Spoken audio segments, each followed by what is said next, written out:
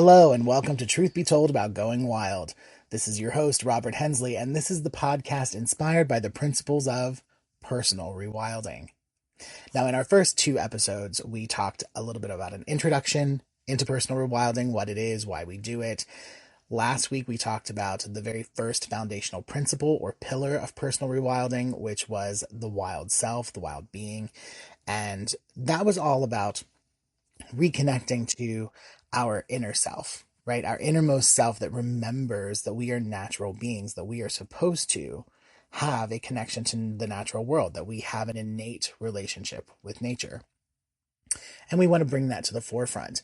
Now, I made some bold statements in both of those episodes about the mental and physical health benefits of personal rewilding, and that being a key factor in the practice, why we want to have that connection so that we could live a life of balance with more harmony.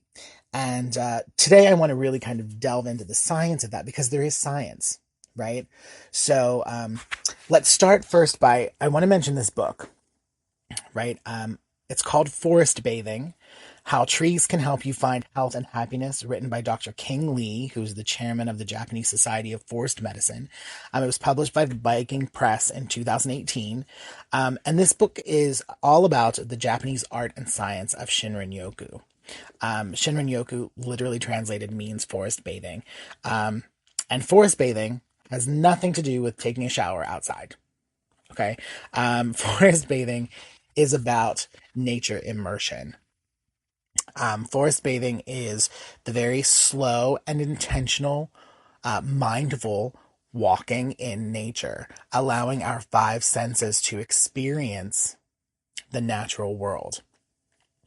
And so what comes from forest bathing, or why I bring up forest bathing, is because it's these kinds of studies that really kind of inspired the movement of rewilding, right? Eastern science has been studying the role of nature in medicine for decades, right? Some of these studies go back to the 1970s.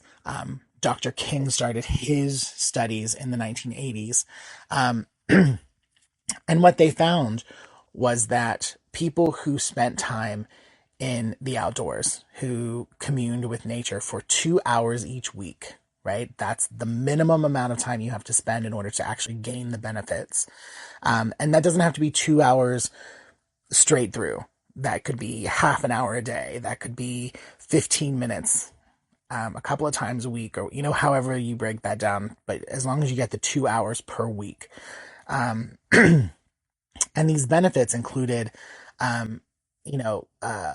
lower blood pressure, lower stress levels, less anxiety, decreased fatigue, an increase in focus and mental acuity, memory stimulation. People who were suffering from PTSD and ADHD, they saw their symptoms decrease. They've found that spending time outdoors, forest bathing, spending this 2 hours immersed in nature actually helps to balance our sympathetic and parasympathetic nervous systems. So the sympathetic nervous system is what controls our fight or flight response, and the parasympathetic nervous system, that's our rest and restore response. And what happens is when we are in a state of stress or anxiety, we are producing a hormone called cortisol, and cortisol increases everything in our body, right? It sends us all off whack because our body thinks that it needs all of these things for energy to take off, right? But that's the thing, is we never take off. We're just kind of living in this heightened state of anxiety. And so we're always in flight or fight or flight mode.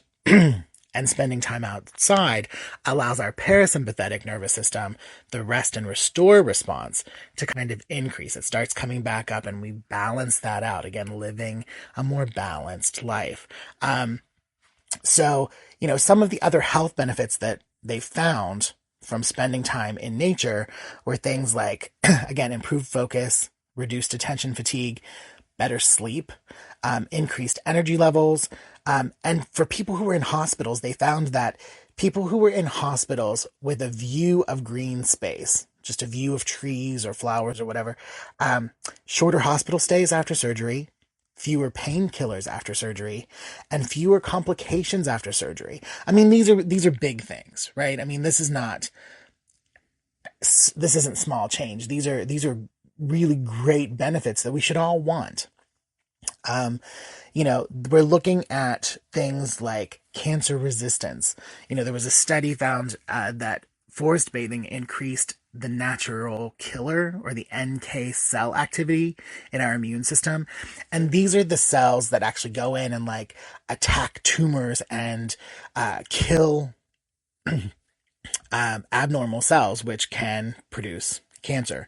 Um, and we've we're seeing, again, reduced blood pressure and heart rates, and some of the more recent studies of forest bathing found that it actually helped to prevent COVID-19 related mental stress and mental disorders. COVID-19 did a huge job on the people of the world, like all around the world. The amount of stress and anxiety, and the fact that everyone was stuck inside and things were just really hard, right? And so it did a number on people's mental health. But so these things, right, are very are measurable, right? These studies are scientific. They've actually found correlations between spending time outside and these kind of mental and physical benefits. The other thing, though, too, is that there are a lot of world religions that believe in worshiping outside, being in nature in order to connect to um, God or deities, spirits, which are kind of key factors of their spiritual health. So we don't want to kind of discard that either. There are just so many amazing benefits of personal rewilding, of reconnecting to the natural world. I like to say rekindling our relationship with nature. It always reminds me of one of those like romance novels, or not even a romance novel. What am I like a self help, like a relationship guide from the '90s, rekindling your relationship. But I like that anyway. So, um, and then some of the other really great things that they found in these studies is that there are so many people around the world now who live in urban settings instead of countrysides or forest settings, right? In the near future, it's forecast that 75% of the world's populations will be in urban centers. Um, a lot of people, and that means a lot less green space, or spending less time in green spaces. Um, and so some of the studies about uh, personal rewilding and forest bathing and natural sciences and things, is that yes, we want people to spend 2 hours outside and really connecting with nature and having that physical connection, but that people who are working in offices or living in high rise apartments who don't have access to get outside readily can also watch nature videos, look at uh, photographs of beautiful natural scenery, and they too, in very short amounts of time, can find some of the benefits of personal rewilding, of spending time outside. So there was a study where people in an office were given the opportunity of, when they were feeling stressed out or anxious about something that was happening in the workplace, to sit at their desk, breathe deeply, and look at a photograph of a mountain and trees. And they found that after 19 minutes of looking at these pictures, that their stress levels, their blood pressure, their heart rates decreased and came back to a normal, stable position. That their parasympathetic nervous system kicked in and they came back to a place of rest and restore rather than fight or flight. So it is possible to rewild, to have a relationship with nature, to access these mental, physical, emotional, and spiritual health benefits without technically spending time outside if you don't have access to it. So, thank you so much for joining me today. Next episode, we're going to delve into the second foundational principle of personal rewilding, which is wild rhythms. And that's where we're going to start talking a little bit about how we, as a species, can kind of turn back the clock, so to speak, so that we can start kind of living with nature and living among the cycles of nature rather than just constantly punching a clock that has been kind of positioned for us. Remember, there are 3 opportunities each week for new content from Truth Be Told here on the Club Paranormal channel on YouTube.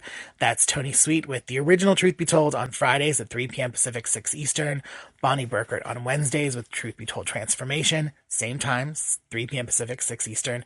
And now Mondays, Truth Be Told about going wild. Same time, 3 p.m. Pacific, 6 Eastern. And remember to subscribe on YouTube so that you know when we've got new shows coming. And follow us on social media. All right, everyone, until next time.